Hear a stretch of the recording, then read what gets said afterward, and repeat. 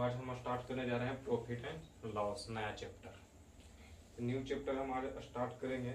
उससे पहले कुछ हम आपको इम्पोर्टेंट बात बता देते हैं। उसमें देखिए, आज हम क्या स्टार्ट करने जा रहे हैं, प्रॉफिट एंड लॉस।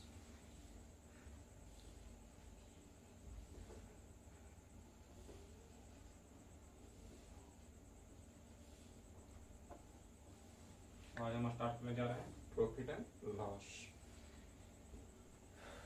मतलब लाभ तथा हानि। इसी को बोलते हैं लाभ तथा हानि, हिंदी में बोलते हैं। तो सबसे पहले इसमें होता है कॉस्ट प्राइस। कॉस्ट प्राइस जानिए क्या होता है कॉस्ट प्राइस।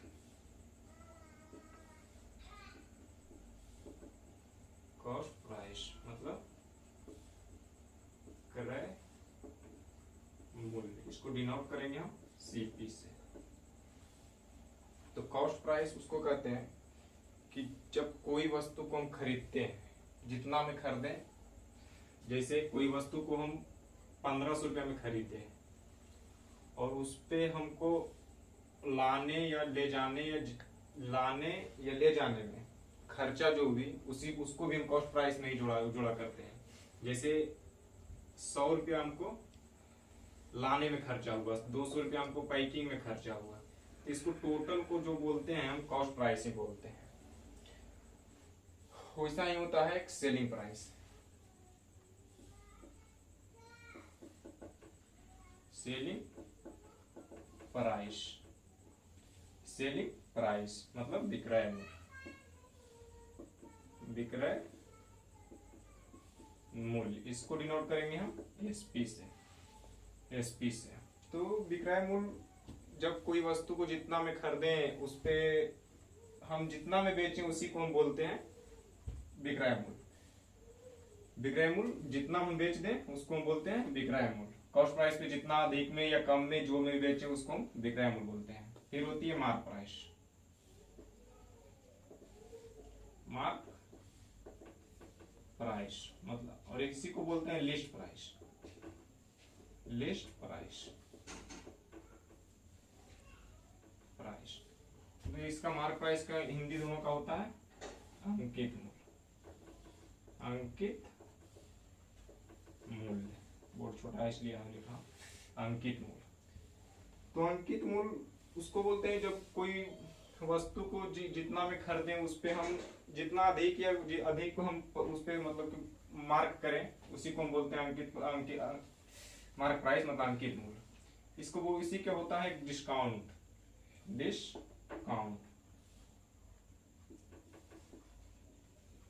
डिस्काउंट तो डिस्काउंट जब भी कोई वस्तु को हम मार्क प्राइस करते हैं, तो उस पे मान लीजिए कि हम 500 रुपया में 500 रुपया का कोई 500 का हम मार्क प्राइस किए और उसको हम 400 रुपया में बेच दिए, तो जो भी इस पे हुआ वो डिस्काउंट होगी। मतलब 100 रुपया जो हुआ वो डिस्काउंट हुई। इसी को हम डिस्काउंट बोलते हैं। डिस्काउंट बोलते हैं। तो डिस्काउंट बराबर हो गया मार्क प्राइस एमपी। इसको डिनोट करेंगे एमपी से हम हमेशा। Mark price minus selling price. Selling price, इसी को हम बोलते हैं डिस्काउंट। डिस्काउंट जैसे भी हमेशा डिस्काउंट।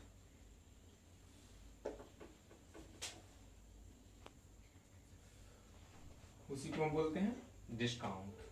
तो और एक होती है फिर प्रॉफिट। प्रॉफिट, प्रॉफिट तो प्रॉफिट बराबर होती है कि जो भी वस्तु को, जब कोई वस्तु को हम बेचें, मान लीजिए कि कोई वस्तु को हम 500 रुपया में बेचें और उसका क्रय मूल्य 400 रुपया। 400 रुपया तो हम 100 रुपया अधिक में बेचें। जैसे सीपी 400 है, एसपी 500 रुपया, 100 रुपया अधिक में बेचें तो हुआ हमको प्रॉफिट। तो इसी प्रॉफिट बराबर होता है सेलिंग प्राइस मतलब एसपी माइनस सीपी। इसको बोलते हैं हम प्रॉफिट। और साइन होती है लॉस। लॉस बराबर होती है cost price, cost price minus selling price, cost price minus selling price. तो इसको हम लॉस बोलते हैं, इसको हम लॉस बोलते हैं। इतना हम मिटाते हैं, उसके आगे कुछ और बताते हैं। सॉरी मिट गया, लॉस भी लिखा हुआ था।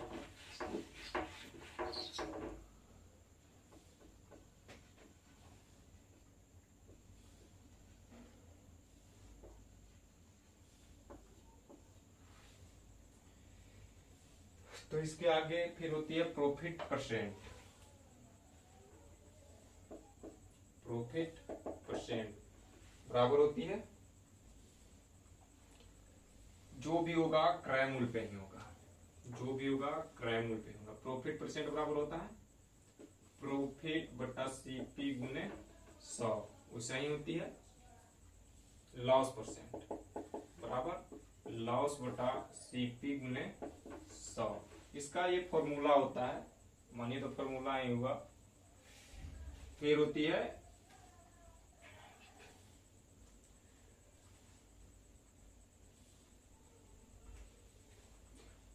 बट्टा परसेंट।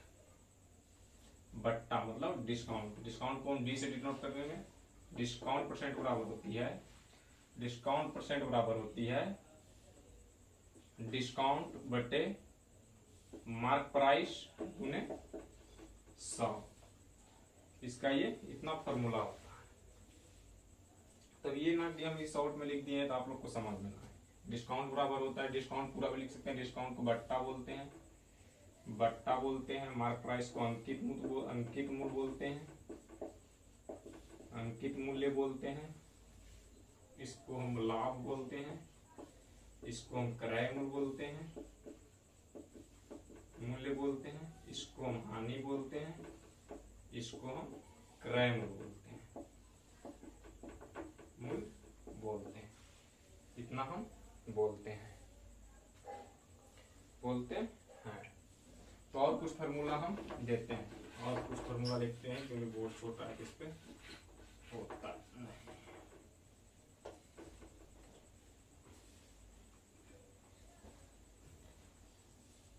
पॉज कर देते हैं।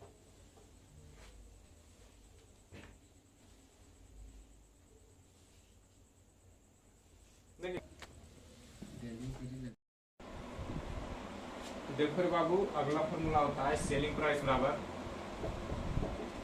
सेलिंग प्राइस यानी विक्रय मूल्य। विक्रय मूल्य बराबर होता है cost price into 100 plus profit बटा 100।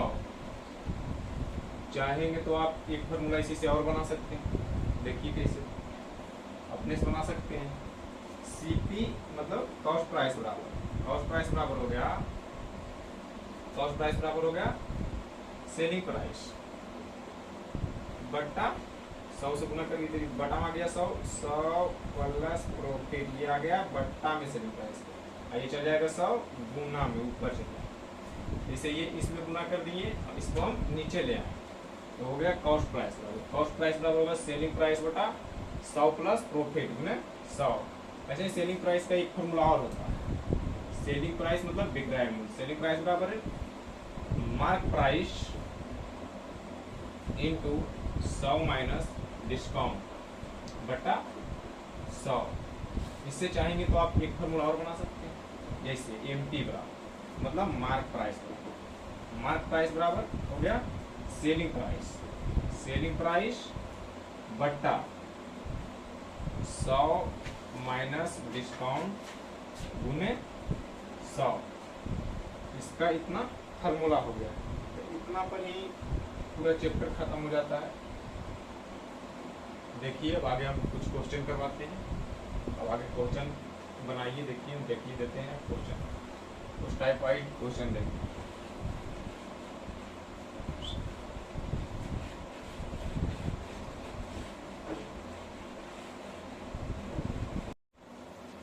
देखो कुछ क्वेश्चन हम बताते हैं, इसके से बताते हैं कि कैसे कैसे फॉर्मूला हुआ उस पर हम यूज करते हैं। क्वेश्चन बताते हैं और इस पर बताएंगे कि कैसे कैसे उस फॉर्मूला का यूज होगा। एक वस्तु को 1470 का में बेचने पर विक्रेता को 16.2/3 का लाभ होता है, तो वस्तु का क्रय मूल्य क्या होगा। तो पूछ रहा है कि वस्तु का क्रय मूल्य क्या होगा। एक वस्तु को 1470 रुपये में बेचने पर विक्रेता को 16.2/3% का लाभ होता है, तो वस्तु का क्रय मूल्य क्या होगा। तो वस्तु का क्रय मूल्य क्या होगा। तो देखिए सबसे पहले इसको हम 16.2/3% को हम फ्रैक्शन में लिखेंगे। फ्रैक्शन लिखेंगे तो इसका 1/6 कुछ हम फ्रैक्शन लिखवा देंगे, उसको आप कर लीजिएगा।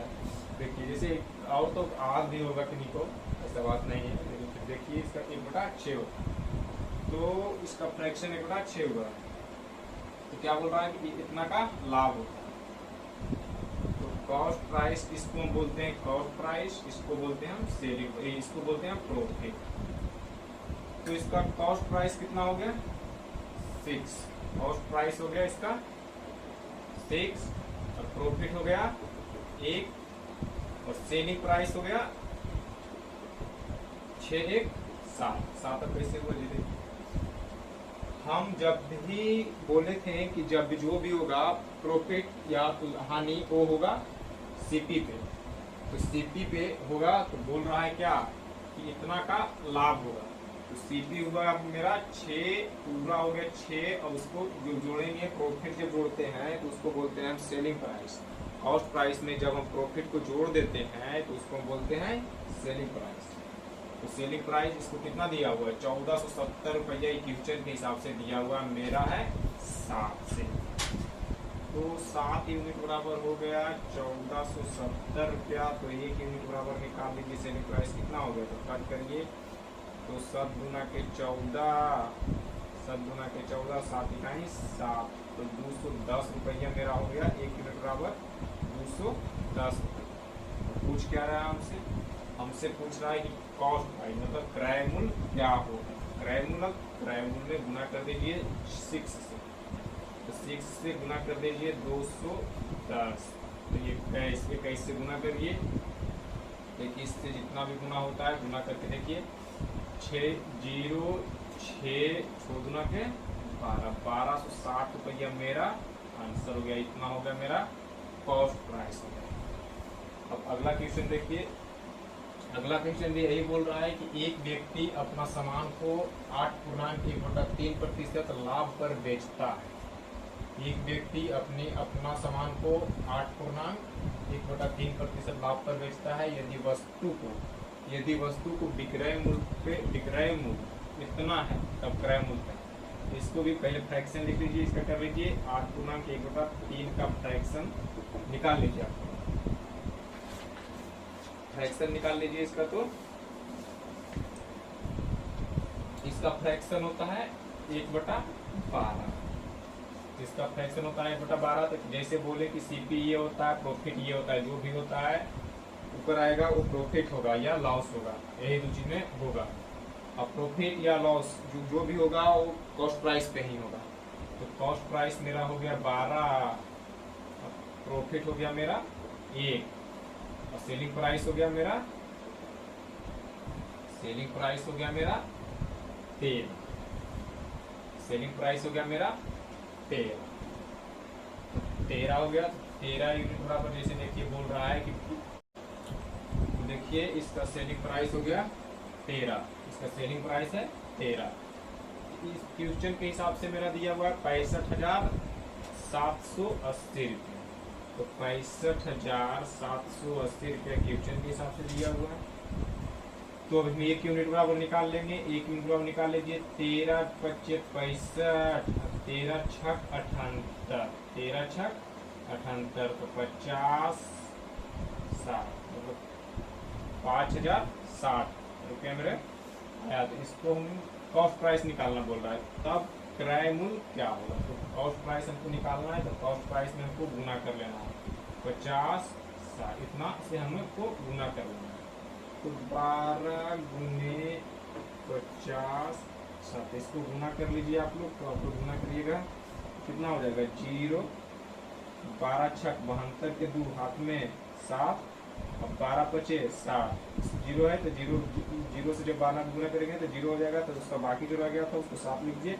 अब 12 पचे 60, यही मेरा हो गया कॉस्ट प्राइस, सीपी हो गया मेरा, यही हो गया मेरा आंसर।